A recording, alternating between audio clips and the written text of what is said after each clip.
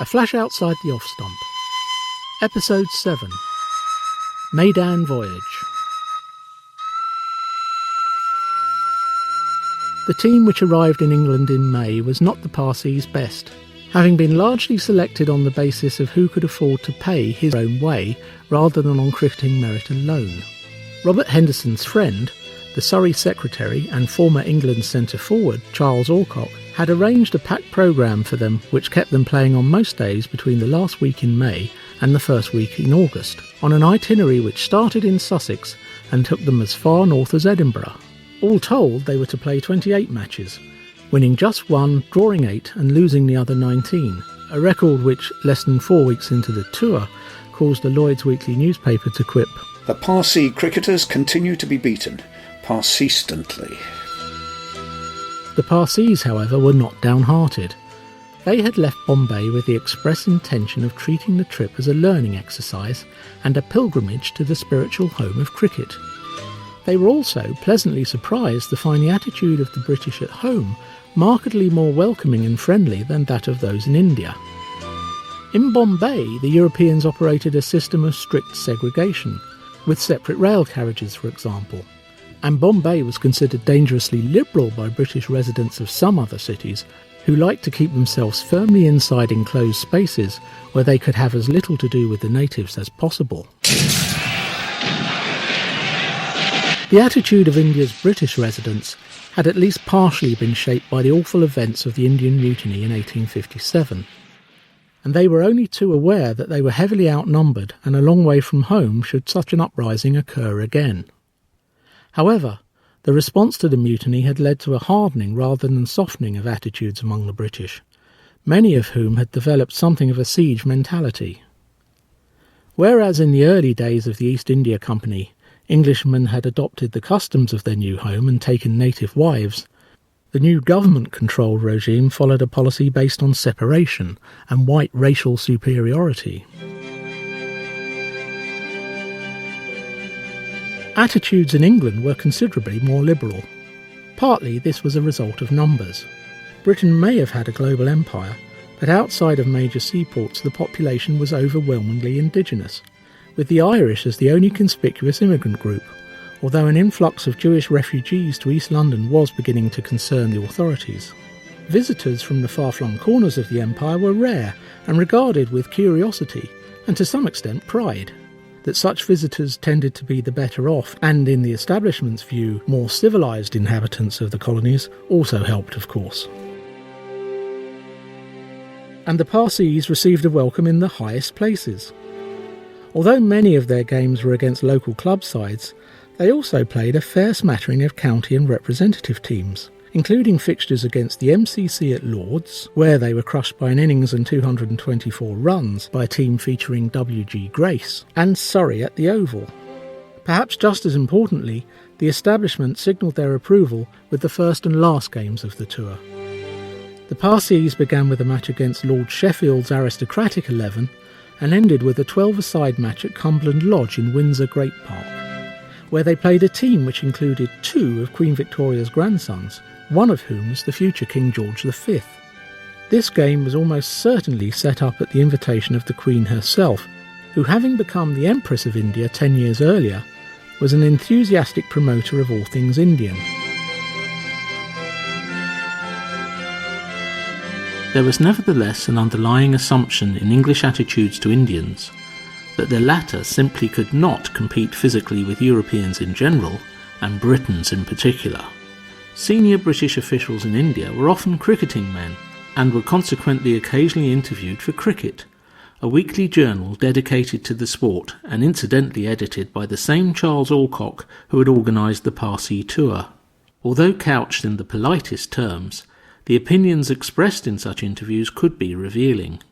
In 1906, Lord Harris, looking back on his time as Governor of Bombay, said, "Indians have a good eye and rather long arms, but do not possess the patience and resolution of the Anglo-Saxon. They are very easily excited." And 4 years later, the Governor of Madras, Sir George Clark, was reported as saying, "In India one sees the effects of an early relapse into sedentary habits which inevitably lead to a premature old age. Sir George's comments reflected a common belief that Indians were inclined to be lazy. This was remarkable considering that Britons in India typically relied on native labour, to the extent that even private soldiers had servants. For ordinary Indians, premature old age was more likely to be brought on by overwork than indolence. However, Sir George was not making his remarks to ordinary Indians. He was addressing an audience of princes at Rajkumar College, a boarding school where the Indian nobility was schooled in the ways of the English upper classes, in order to ensure that the rulers of India's princely states were effectively annexed to the British aristocracy.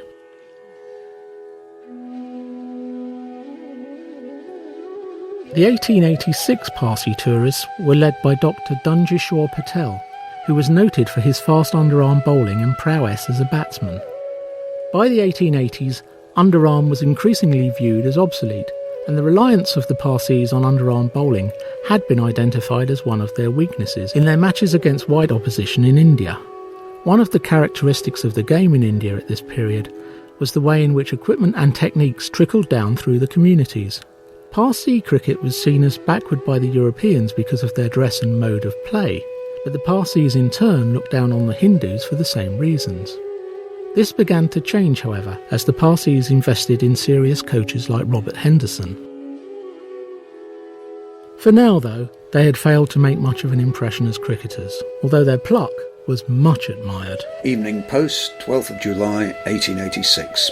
After luncheon in the pavilion, Sir Henry Bromley, president of the Notts County Club, proposed the health of the visitors in a few well-chosen sentences, saying everyone must admire the pluck and perseverance of the Parsee gentlemen under very adverse conditions. They had shown considerable courage and had toiled their way uphill in a manner which must commend itself to the sympathies and goodwill of all those interested in cricket. Although in some quarters their difficult names caused a consternation which presumably looked back fondly on the Aboriginal tourists' use of nicknames.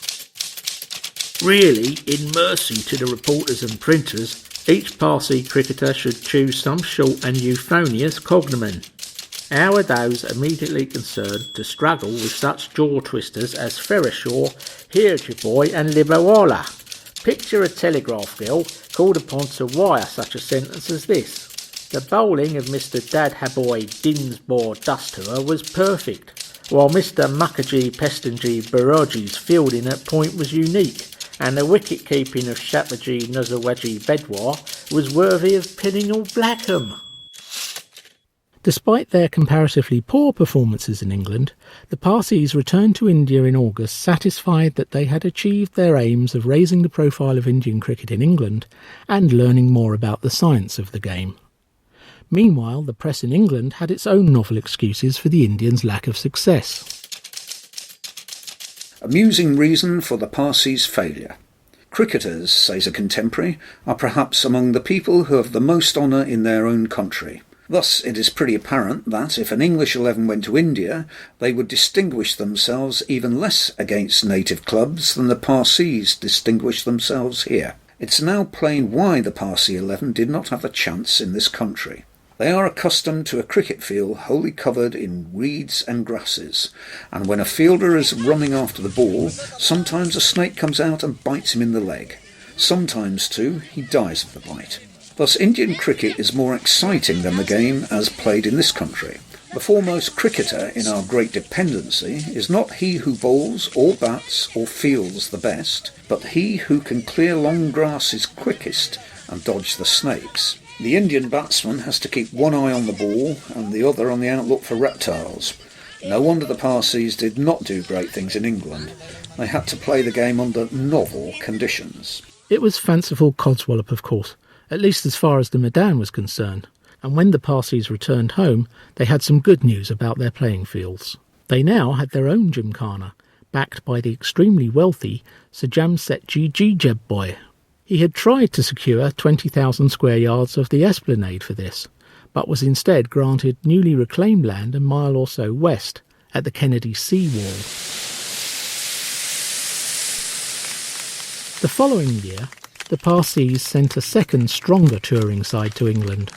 Only two players, Moranis and Harvar, survived from the 1886 party, and this team was led by Mahalasha Pavri, known as the W.G. Grace of the Parsees. both for his cricketing prowess and because he too was a medical doctor. After the tour, Parsees was to return to England to practice medicine for several years, during which time he eventually became a regular for Middlesex. The 1888 Parsees tourists arrived in June and played through until mid-September. Statistically, they improved on the tour 2 years earlier, this time playing 31, winning 8, drawing 11 and losing 12. Parsees was unsurprisingly the outstanding player of the tour, taking an impressive 170 wickets at an average of just 11.66. The best of the batsmen was R.D. Cooper, who scored a total of 952 runs, but at a not particularly impressive average of 18.3. Although the Parsees had made great strides since their last tour, they were no longer a novelty, and smaller crowds turned out to watch them. Indeed, on some days hardly anyone turned up at all. However, those that did see them seemingly at least found their personalities preferable to the other overseas team touring England that summer. Nottingham Evening Post, 8th of September 1888. The Parsees who have been with us this summer must be enthusiastic cricketers. They are mainly medical students and sons of merchants. Each member has to pay for the expenses of the outing. The passage from Bombay and back costs £140. The biggest gate they have had in England has not exceeded £20. But they are in this country for recreation and change, and are not anxious about the sixpences. What a contrast between the Parsees and the Australians. The press were less forgiving of their playing standards, though. There was some initial excitement. Gloucester Citizen, 23rd of May, 1888. The Parsees cricketers are coming again. They are good-hearted fellows, the Parsees, to forgive us so soon. Last year, it will be remembered, we put them out awfully. But it soon gave way to scorn. Morning Post, 8th of June 1888. Parsees versus Gentlemen of Essex. The opening match of the second tour in England of the Parsees gentlemen, who have come over from Bombay to play against some amateur teams this summer, commenced yesterday at Leighton, when the Eastern batting by no means succeeded, and the bowling was so severely hit that the first Essex wicket produced 115 runs in only an hour and 5 minutes. The Parsees tour in this country is, it may be presumed, undertaken with the same object as that of 1886, viz. To improve the character of native cricket in Bombay. At any rate, it has no importance in its bearing upon the game in England, and beyond the curiosity which may be taken in the performances of our visitors, at a game we look upon as peculiarly our own, the tour has small claims to public attention. Present score, Parsees first innings 134, Essex first innings for the loss of 6 wickets, 231, followed by varying degrees of pity. Our latest visitors are the Parsees. They seem to have improved in their batting, but are terribly weak in bowling. And the Parsees cricketers did very badly against the Gentlemen of Essex on Thursday and Friday. The weather was not warm enough for them.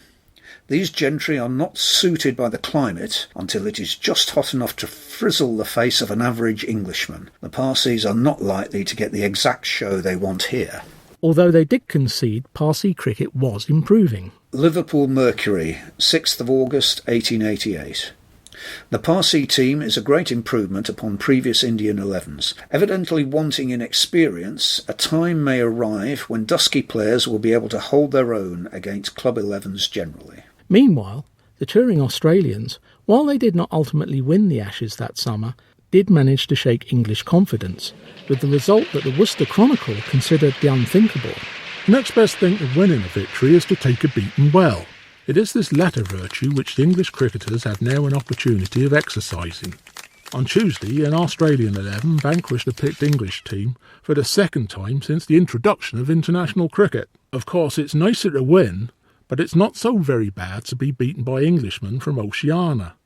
If the Parsees, for instance, were to lower our colours, it would be a bitter pell indeed.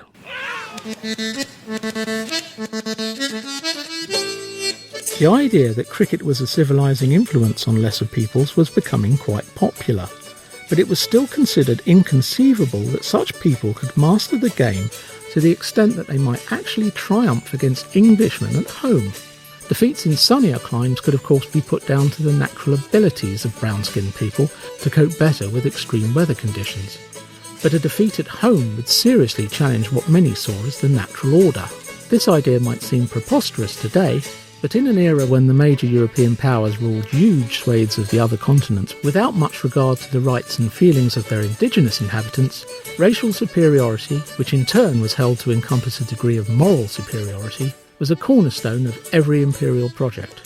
Defeat at sport was potentially an admission of weakness, as serious as defeat on the battlefield. For now, English hegemony on the cricket field was assured, but at the end of their tour the Parsees engaged another Surrey professional, the diminutive England opening batsman Bobby Abel, to return with them to Bombay as their coach for the winter, for the incredible fee of £1,000 for 4 months' work. They were clearly serious about continuing to improve, and if it would be a while before Indian teams could challenge English dominance, Pavry had shown that individual players could more than hold their own.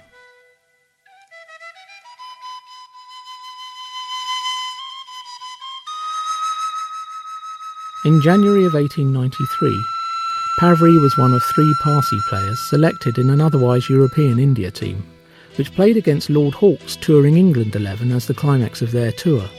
Moving to England to practice medicine, he found himself selected for Middlesex in the 1895 season, the first Asian player to represent that county. That same year, another young Indian from a very different background made his debut for Sussex. His name was Kumar Sri Ranjit Singh, and he was to shake the cricketing world to its very foundations.